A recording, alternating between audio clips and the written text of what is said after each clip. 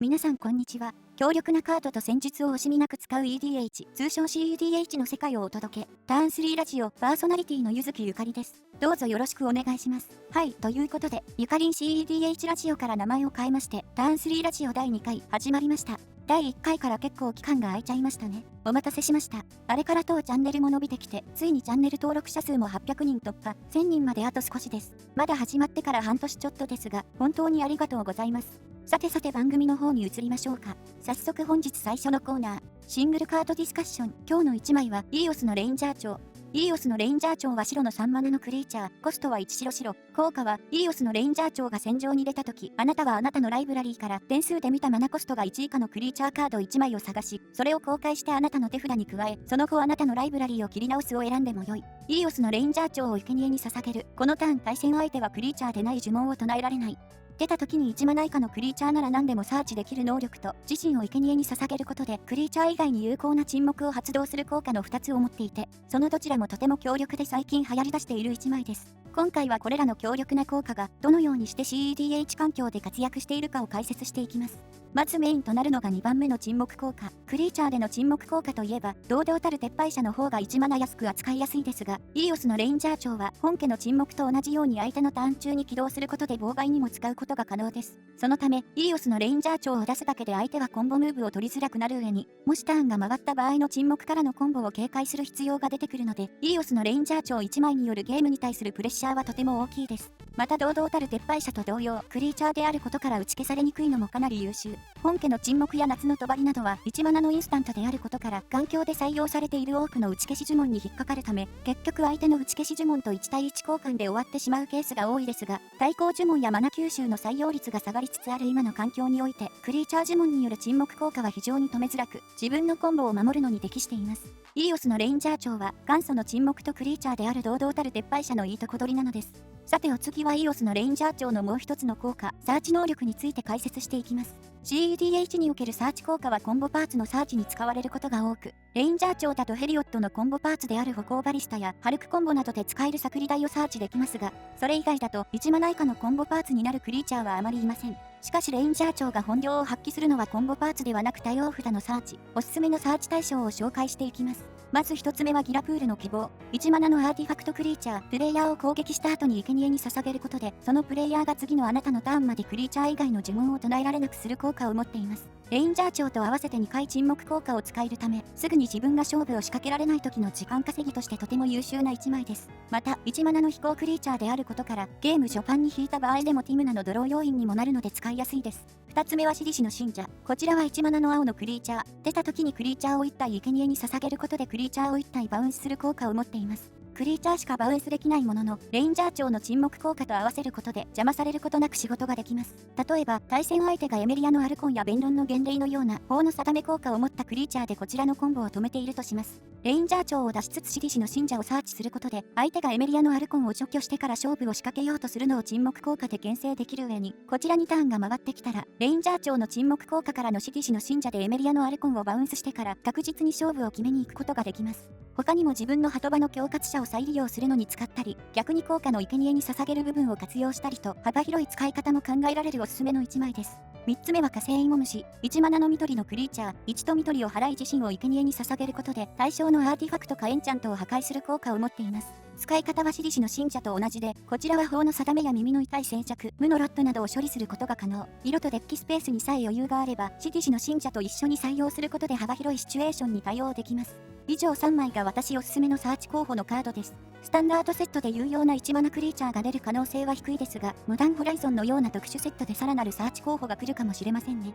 もしかしたら誰も知らない優秀なサーチ候補が眠っている可能性も。もし良さそうなカードがあったらコメントで教えてください。モダンホライゾンでの登場以来再録がない EOS のレインジャー長。相場も徐々に上がってきていて現在は2000円ぐらい。モダンホライゾン2で再録なんてこともなさそうなので、相場が下がるのはまだ先になりそうですね。かなり優秀な1枚なので、まだ持っていない人は今のうちに押さえておいてもいいかもしれません。以上、シングルカードディスカッションでした。ゆかりん CEDH ラジオは皆さんのお便りを募集中です。動画コメントや Twitter でのリプライで送られた感想や CEDH に関する質問がゆかりん CEDH ラジオでピックアップされるかも。皆さんからのお便りお待ちしております。お次はメインコーナー、リスティックスタディ。こちらのコーナーでは一つのテーマについて詳しくお話ししていきます。今日のテーマはこちら、カードの軽い重い、速い遅い。MTG に存在するほとんどのカードを使用できる EDH、その中でも CEDH 環境ではえりすぐりの強力なカード100枚で構成されたデッキが活躍しています。その100枚を選ぶ上で重要となる指標の一つとして、軽い、重いと速い、遅いがあります。今回は CEDH における軽い、重いと速い、遅いについて解説していきます。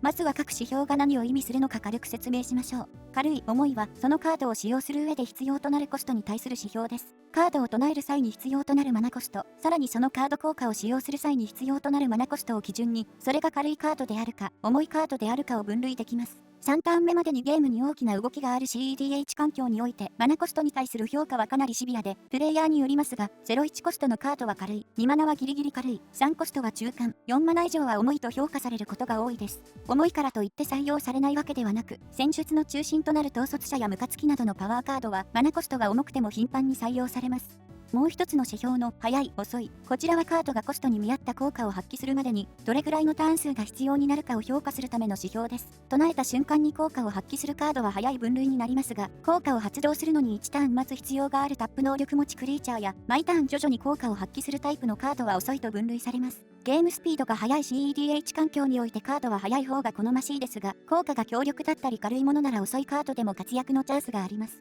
お次はどのようなカードが軽い重いと速い遅いに分類されるか例を挙げて解説していきます。まずはドロー効果を例にカードを分類していきましょう。1枚目は読みの腹心。厳密にはドローではありませんが、毎ターン手札を1枚増やせる効果を持っています。マナコストは2マナとギリギリ軽いと言えますが、同じく2マナの夜のささやきと比べると、2枚ドローするまでに唱えてから3ターンもかかるため、軽いけど遅いカードと言えるでしょう。闇の腹心はミッドレンジやコントロールでなら採用されますが、ムカつきターボなどの速攻デッキでは採用を見送られるタイプのカードです。2枚目はファイレクシアの闘技場。闇の腹心と同様、毎ターン手札を1枚増やせるカードですがこちらは3マナ。1黒黒と色のハードルも上がり、お世辞にも軽いとは言えないのでこちらは重くて遅いカードとして分類されます。3マナのドロー効果だと苦い心理などが3ドローでき、同等の効果を得るには唱えてから4ターンもかかるので闇の腹心と比べてさらに遅く、さすがにここまで重くて遅いとなると CEDH 環境での活躍は非常に厳しく、ファイレクシアの闘技場はゲームがかなり長引く、カジュアルやハイパワー向けのカードと言えるでしょう。3枚目はみんな大好き渦巻く知識。非常にわかりやすい軽くて速いドローカードですね。フェッチランドなどのサポートなしでは3ドローをフルに活用することができませんが、1コストのカードなので仕方がなし、青のデッキならまず間違いなく採用されるカードです。4枚目、最後のカードはリスティックの研究。こちらはファイレクシアの闘技場と同様3マナ。しかし色のハードルはこちらの方が低いので軽いよりの重いカードと言えるでしょう。速い遅いについてですが、リスティックの研究はドローができてない場合は、相手の呪文に追加マナ要求をするスタックスカードとして仕事ができているので、出したターンから効果をフルに発揮できていると言えます。なのでリスティックの研究は重いけど速いカードと分類できるでしょう。こちらも渦巻く知識と同様、青いデッキなら間違いなく採用される CEDH オールスターカードですね。逆にゲームスピードに猶予があり、マナを余しがちなカジュアルやハイパワー環境ではそこまで活躍しないかもしれません。ドロー系カードの分類は以上です。お次は万能サーチカード、黒のお箱ですね。1枚目は伝国の玉璽、ライブラリトップに好きなカードを持ってこれるソーサリーです。マナコストは1マナなので間違いなく軽い部類。しかしサポートなしでは唱えてから1ターン待たないと欲しいカードが手札に来ないため、万能サーチにしては遅い部類と言えます。とはいえ非常に強力な1枚なため、黒いデッキなら間違いなく採用されるでしょう。2枚目は血空の主君ベラゴス。こちらは3マナのクリーチャーで、攻撃後に2マナ払うことで伝国の玉璽と同じ効果を発揮することができます。毎ターンサーチできるといえば聞こえは非常にいいですが、クリーチャーである都合上、出してから1ターン待って効果を起動、次のターンにやっとサーチしたカードを引けるので、合計3ターンもかかるかなり遅いカードです。さらに出すための3マナと効果起動の2マナで、合計5マナもかかるのでかなり重いですね。サポートなしではかなり遅いですし、サポートありきでもかなり重いので、残念ながら CEDH 向けではない1枚です。3枚目は悪魔の教示者、2マナで手札に直接持ってこれる万能サーチ。説明不要の軽くて速い万能サーチカードですね。伝国の玉璽と同様、CEDH では必須の1枚です。4枚目はホーム間の掌握。こちらは前述のカードたちとは違い、相手のライブラリからカードを1枚奪う効果ですが、自分が欲しいカードが相手のデッキにも採用されている場合がほとんどの CEDH 環境においては、万能サーチカードといっても差し支えない1枚です。速度については奪ったカードをすぐに使えるため悪魔の教示者と同レベルですが、1マナの差は大きく、どちらかというと重い部類に入ると言えるでしょう。カードの軽い重いや速い遅い、どれぐらいのスペックなら CEDH でも活躍し得るかについては、なんとなく理解していただけたでしょうか。今後のデッキ構築や新カードの購入の際の参考になったらとても嬉しいです。以上リスティックスタディでした。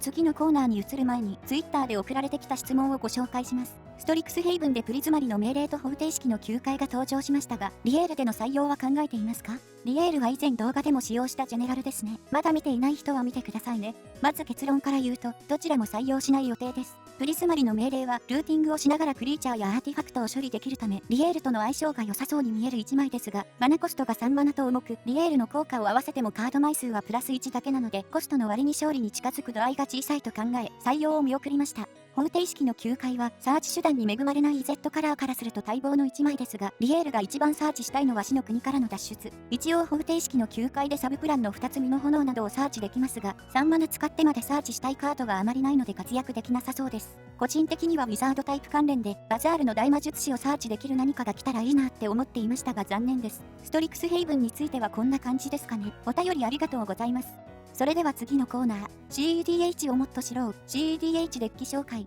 こちらのコーナーでは CEDH のメタゲームで活躍するデッキを軽く紹介していきます。今日紹介するデッキはこちら、ティムナマルコムドゥームズデー。最近開催されたオンラインの大型 CEDH 大会、ティア1コンにてトップ13のうち2名が使用していたデッキです。使用したプレイヤーはディークさんとライクンさん。こちらのデッキは、ティムナによるドローと、マルコムによるマナ確保で非常に安定したゲーム展開を狙えるのが売りで、おなじみのデモコンタッサコンボを、ムカツキやボーラスの城塞、最後の審判などのパワーカードでサポートしてのゲームエンドを目指します。このデッキの注目ポイントはジェネラルと各種パワーカードとの相性。例えばボーラスの城塞はマルコムによる宝物できつめの色拘束をクリア。城塞キャスト後のトップに土地が来てしまってもティムナのドローでどかせます。お次は最後の審判。城塞と同様マルコムで色拘束のきつさを緩和。審判解決後はティムナでドローしてからゲームエンドまで動けます。さらにボーラスの城塞と最後の審判の相性も非常に良く、城塞から審判を唱えることで、ドロー効果なしでも防御札を用意した上でタッサの選択者までつなげることが可能です。もう一つの注目ポイントが、シングルカードディスカッションでも紹介したイオスのレインジャー長パッケージ。